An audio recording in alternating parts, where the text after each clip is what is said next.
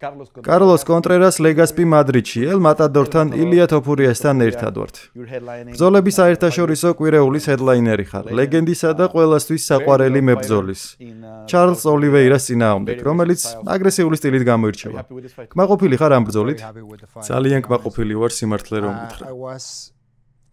თავდაპირველად ისლამ მახაჩევთან ჩხუბს მოველოდი, თუმცა საუბედუროდ ის გამიქცა. ახლა კი ჩარლზ ოლივეირას უპირისპირდებით. მორიგ ლეგენდარულ მებრძოლს UFC-ში.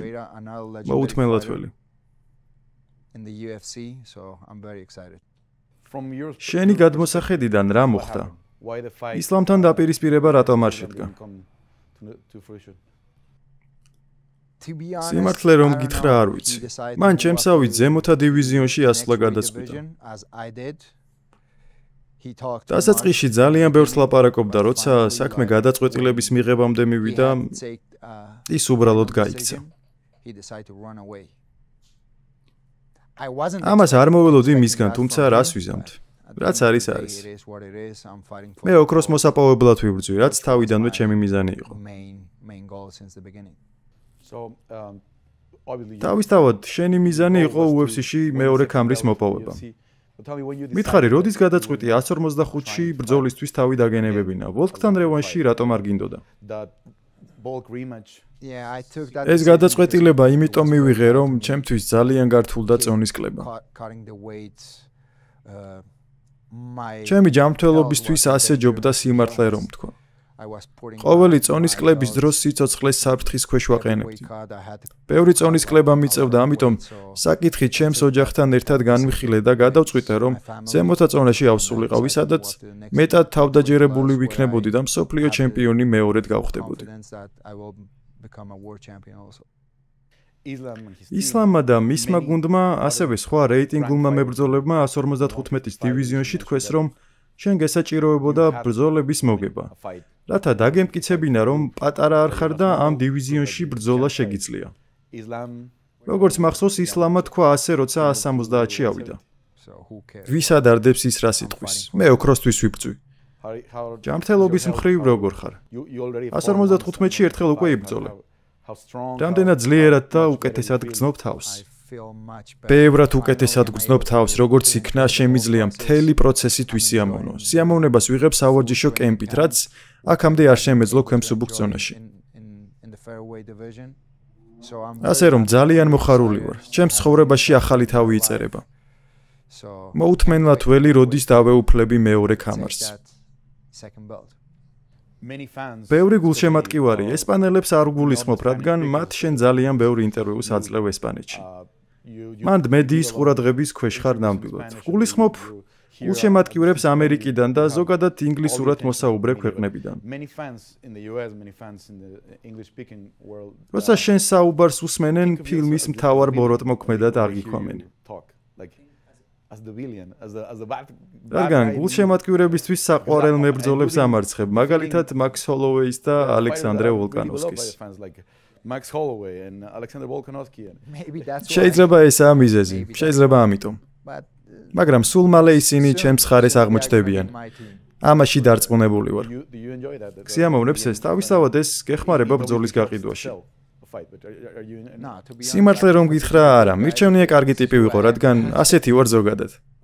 შეიძლება ცოტა მეტი დრო დასჭირდეთ ხალხს, რომ მიხვდნენ მე ცუდი ტიპი არ ვარ. თუმცა არა უშავს. დღის ბოლოს რაც მადარდებს არის ის, თუ რას ფიქრობენ ჩემი ოჯახის წევრები და ჩემი მეგობრები ჩემზე. ასევე თავად მე რას ვფიქრობ ჩემს თავზე. შეიძლება ხალხს ცოტა მეტი დრო დასჭირდეთ, თუმცა სულ მალე გაიგებენ, რომ ცუდი ტიპი არ ვარ. ძალიან დიდი გუნდია შენს ირგვლივ. როგორიცაა მარკეტინგული სპონსორები და ასე შემდეგ. შენი პერსონა, რომელიც მიკროფონთან გამოჩნდება ხოლმე, წინასწარ არის დაგეგმილი თუ ვინმე მრჩეველი ყავს? არა, არასდროს არის დაგეგმილი. ყოველთვის ვცდილობ, რომ ვიყო ავთენტური. ეს ვარ, რაც ვარ.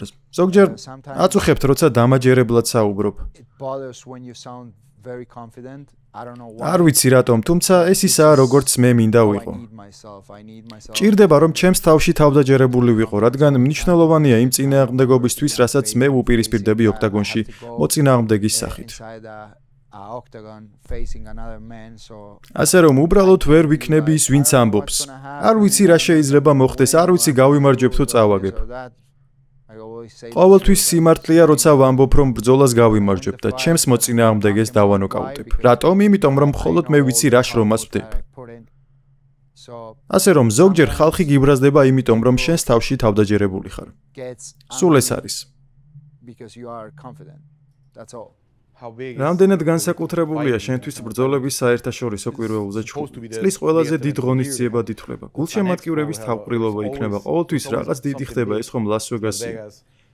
შენი პირველი pay-per-view-ს headliner-ი ხარ ლას-ვეგასში. ანაჰაიმში და აბუ-დაბიშიც იყავი. რამდენად დიდია ეს ღონისძიება შენი ფანების თავმოყრისთვის. ძალიან მაგარია ბრძოლების საერთაშორისო კვირეულის მსგავსი დიდი ივენთის headliner-ობა.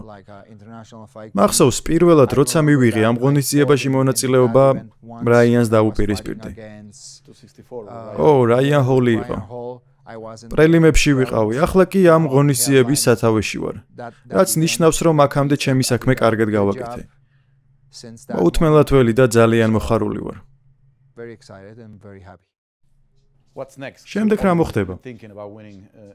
შენ დარწმუნებული ხარ, რომ ამ ბრძოლას მოიგებ. პირველ რიგში მაინტერესებს ბრძოლას როგორ წარმართავ. როგორც უკვე გითხარი, მე მას პატივს ვცემ. თუმცა პირველივე რაუნდში დავანოკაუტებ. შემდეგი ვინაა? ჩარლზის შემდეგ მეკითხები?